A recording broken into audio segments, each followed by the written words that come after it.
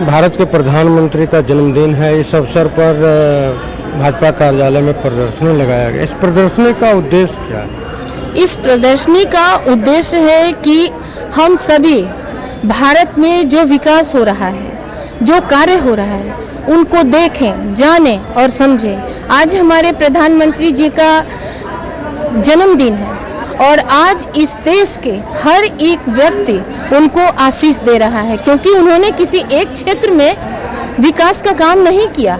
उन्होंने चिंता की महिलाओं की, उन्होंने चिंता की बच्चियों की, उन्होंने चिंता की युवाओं और हमारे वृद्धों की, जवानों की, किसानों की।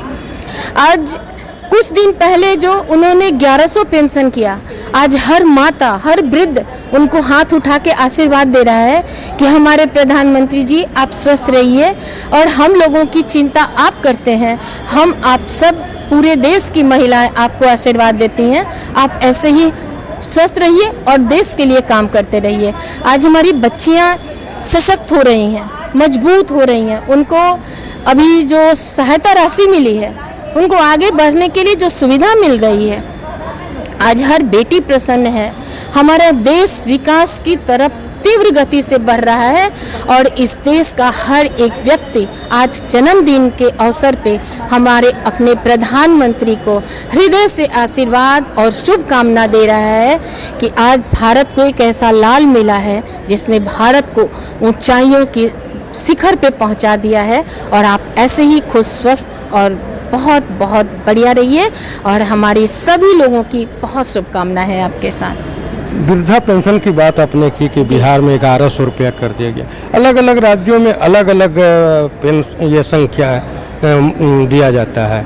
पंजाब में 1500 रुपया है, उत्तर प्रदेश में कुछ और अलग है, फिर बिहार में 1100। तो पूरे भारत में अगर भारत की सरकार दे रही है तो कुछ स्टेट अपने हिसाब से करते हैं, लेकिन जहाँ तक जैसे जैसे जहाँ ज़रूरत जिस तरह होती है, हमारे यहाँ तो 400 था ना, और 400 से आपने 1100 देखा, तो अभी तो ये क्रमबद्ध चल रहा है। आगे आप और भी विकास देखेंगे और भी सहायता देखेंगे।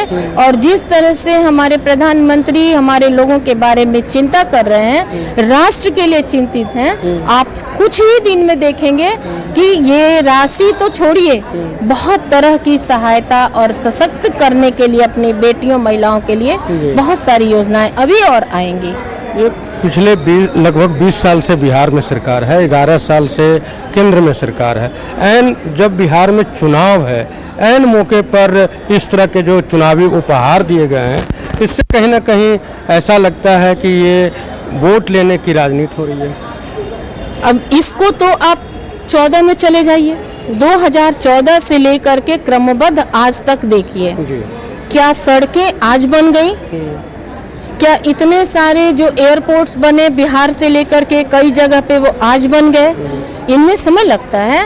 तो ये एक योजना है जो धीरे धीरे जिस तरह का हमारा बिहार था, आज आपने देखा तेजस्वी जी नाच रहे थे सड़क पे, तो कम से कम वो सड़क नाचने के लायक बन गई। वो आज नहीं बनी, उसको बनाने में समय लगा, तो तेजस्वी जी उस पे नाच के दिखा रहे हैं कि देखो ये सड़कें, आज आप इस पे नाचिए, गाइए, फर्राटे से गाड़ियां चलाइए।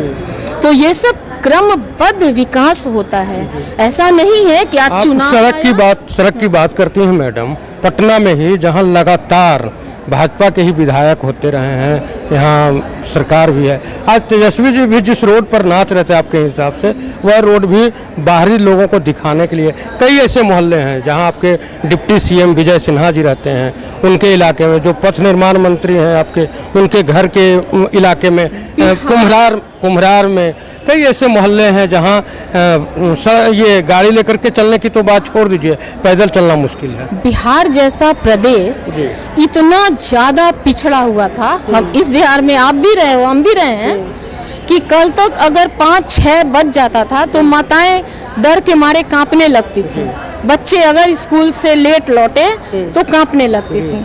तो नीतीश जी ने आज सुशासन जो आप कह रहे हैं, प्रशासन का इतना बढ़िया जो इंतजाम है, आज आप फर्राटे से रात बिरात तक घूमते हैं, उस गांव देहात में जाते हैं जहां लोग 5 बजे के बाद शाम को पाँव रखने में हिचकते थे, डरते थे। तो ये जो परिवर्तन होता है वो एक दिन में नहीं हो जाता है ना। ये कल लालू राबड़ी के शासन में भी पत्रकार मारे जाते थे। आज जब भाजपा की सरकार से भाजपा के मंत्री भी पत्रकार पर हमला कर रहे हैं। मैंने आपको कहा ना कि किसी भी चीज का परिवर्तन धीरे धीरे होता है। बहुत सारा कुछ बदल गया, 90% बदल गया, लेकिन अभी 10% जो बदलना है समय के साथ आप देखेंगे।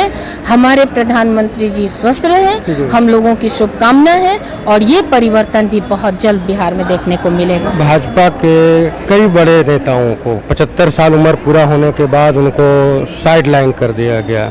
माननीय प्रधानमंत्री भी आज 75 साल पूरा करके 76वें में आ गए। क्या ये स्वेच्छा से पद का त्याग करेंगे? देखिए, ये ऊपर की बात है और ये जो हमारे बड़े नेता लोग हैं वो लोग तय करते हैं। इसमें हम लोगों को बोलने की अभी हमको नहीं लग रहा है कि कोई जरूरत है। जी। आपका परिचय? मेरा नाम प्रतिभा सिंह, पूर्व प्रत्याशी डुमरांव विधानसभा। डुमरांव के पूर्व प्रत्याशी भाजपा नेत्री को सुन रहे थे। इनका मानना है कि 2005 के पहले का जो बिहार था उससे आज आसमान ज़मीन जैसा फर्क हो गया है। मैं उससे बातें बदली हैं, 2-4-10% बातें और है जो भी बदल जाएंगी।